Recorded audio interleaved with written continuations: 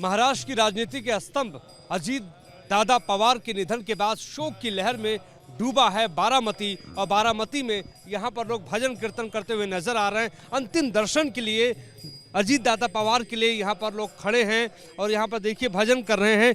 जिस तरीके से अजीत दादा पवार ने बारामती के भीतर विकास किया, बारामती का जो पूरा इलाका था सूखा प्रभावित इलाका था, लेकिन आधुनिक हब के रूप में विकसित कर दिया। कुछ लोग मेरे साथ मौजूद हैं, उनसे हम बातचीत करेंगे, समझेंगे।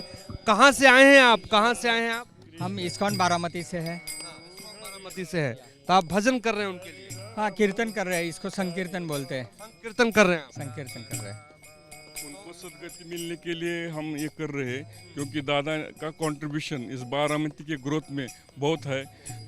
हर एक जगह आप घूम के आ जाओ, बारामती जैसा शहर बाहर आपको देखने को नहीं मिलेगा। और दादा हर एक आदमी को टाइम देते थे, उनका स्पेशल अपॉइंटमेंट लेने की ज़रूरत नहीं पड़ती। उनके लोगों के लिए खास दिन रखते थे, उस टाइम आते लोगों का प्रॉब्लम सुनते थे और उनके लिए काम करते थे। अरे हमारा इस्कॉन का उनका अलग लगाव है। यहाँ हमें हर साल कृष्ण जन्माष्टमी थी उनके, उसके लिए हम उनके फैमिली के मेंबर को बुलाते थे, वो आते थे। और इधर जगन्नाथ रथ यात्रा हुई थी, उसके लिए वो आए थे। उन्होंने उनको हमने उनको एक गिफ्ट दिया। वो दादा बोले आप हमें गिफ्ट क्यों दे रहे? वैसे तो हमने आपको कुछ तो देना चाहिए। और उन्होंने हमें लैंड देने के लिए बोला था, वो प्रोसेस में है। तो उनको एक स्पेशल ये बारामती में एक पूरे वर्ल्ड में एक अच्छा विजिटिंग स्पॉट बनाना है। विजिटिंग स्पॉट बनाना है। एक और सज्जन मेरे साथ मौजूद हैं। आप कहाँ से आए हैं दादा? मैं बारामती से मैं कैसे याद करते हैं अजीत दादा पवार को आज के दिन आप? अच्छे दिन है, बहुत चांगला बंदी माणूस आहे, बहुत आदमी, एकदम शांत, गरिबांना साथ करणारा नेता हो आमचा। गेलं देतं त्याचं त्याही बसला पाहिजे होतं। आज एकादशी पांडुरंगाची, आम्ही धार्मिक लोक आहोत सगळी, पण काय नीतीचा नियम आहे, आपल्याला काय करणार। आज एकादशी, मागी एकादशी, आज एकादशी है, माघी एकादशी है। मागी एकादशी त्यांनी मागून नेलं। त्यांनी चांगला माणूस जो आवडे सर्वांना तो देवाला आवडला, आज त्यांनी मागूनच नेलं। त्यांनी काल दशमी होती, बुधवार होता, आज गुरुवार, एकादशी आज, आणि मागी एकादशी आज।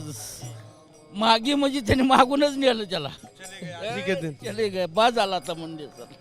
आंखों में देखिए इनके आंसू है और ढाढ़स रखिए। देखिए अब तो वो चले गए हैं, लेकिन बारामती को नए तौर पे विकास करके यहाँ पे गए। हाँ, नहीं तो आप लोग पूरे जो परिवार के लोग यहाँ पे आए हैं, देखिए देखिए आंखों में आंसू हैं, आंसू छलक पड़े। जैसे हमने पूछा कि आप दादा को कैसे याद करते हैं, और दादा को बारामती की मिट्टी बहुत प्रिय थी और इसी मिट्टी के पंचतत्व में वो विलीन हो जाएंगे थोड़ी देर के बाद। आपको बता दें कि 35 साल की राजनीति में 6 बार वो डिप्टी सीएम रहे और जिस तरीके से बारामती से ही उन्होंने राजनीतिक पारी की शुरुआत की। पहली बार 1991 में अजीत दादा पवार जो है चुनाव लड़े थे, वो जीते। हालांकि चाचा को उन्होंने जो है इस्तीफा देके सीट दे दी थी, लेकिन बारामती का विकास हो या महाराष्ट्र की राजनीति में नई लकीर खींचने की बात हो, उसमें अजीत पवार का बहुत बड़ा योगदान रहा है। और आज वो उस दुनिया में चले गए हैं, लेकिन शोकाकुल पूरा बारामती है। महाराष्ट्र की राजनीति में शोक की लहर है, भारतीय राजनीति में भी हमें कह सकते हैं कि शोक की लहर दिखाई दे रही है। हमने संसद भवन के भीतर तमाम लोगों से कल बातचीत की थी, वहाँ पे भी लोग जो है लोगों को यकीन नहीं हो रहा था कि अजीत दादा पवार इस दुनिया से चले गए हैं। भले ही वो चले गए हो, लेकिन एक नई छाप भारतीय राजनीति में छोड़ गए हैं। उनको देखने के लिए लाखों की तादाद में, आखिरी झलक पाने के लिए लाखों की तादाद में बारामती के इलाके में लोग पहुंचे हुए हैं, अंतिम दर्शन करना चाहते हैं बारामती के अंदर। और देखने वाली बात यही होगी कि आने वाले वक्त में बारामती की कमान यानी उनके जाने के बाद यहाँ से कौन संभालता है। लेकिन बारामती के लोग जो है भावुक हैं, शोक की यहाँ पे लहर है, लोग इमोशनल हैं। लोगों का यही कहना है कि दादा चले गए हैं, उनकी भरपाई बारामती में कौन करेगा।